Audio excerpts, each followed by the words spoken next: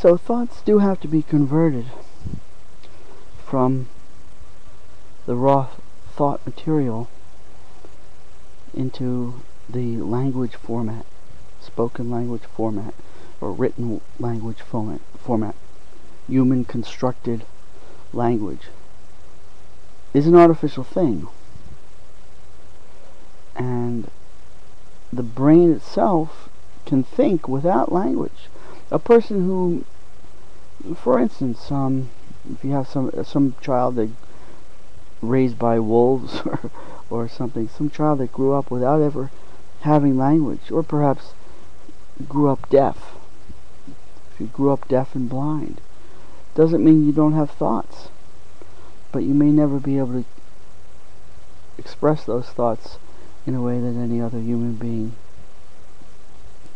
can receive them or can comprehend them. So there's a difference between thoughts and the words that we dress them up as, or the words that we use to model them. Just as if you have a digital camera, it's got all kinds of mathematical programs, computer programs within that camera to convert all the images of light and color and sound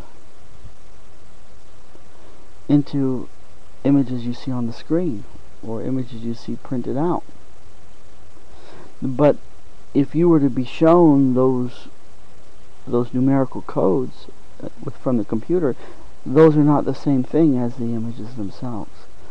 That those codes are simply there to be able to transfer the images from one place to another, and it's the same thing with thoughts, that our language, our verbal language, is a code designed to transmit thoughts from one brain to another, but we tend to think that they're the same thing. We tend not to separate the code from the thoughts itself, the thoughts themselves. And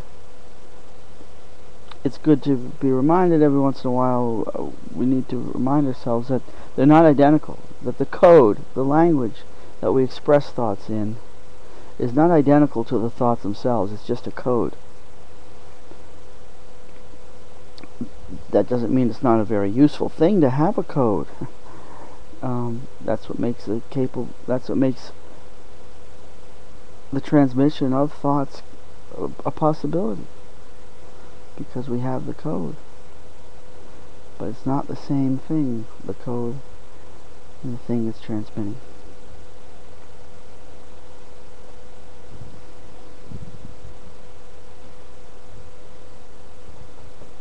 I guess that's enough.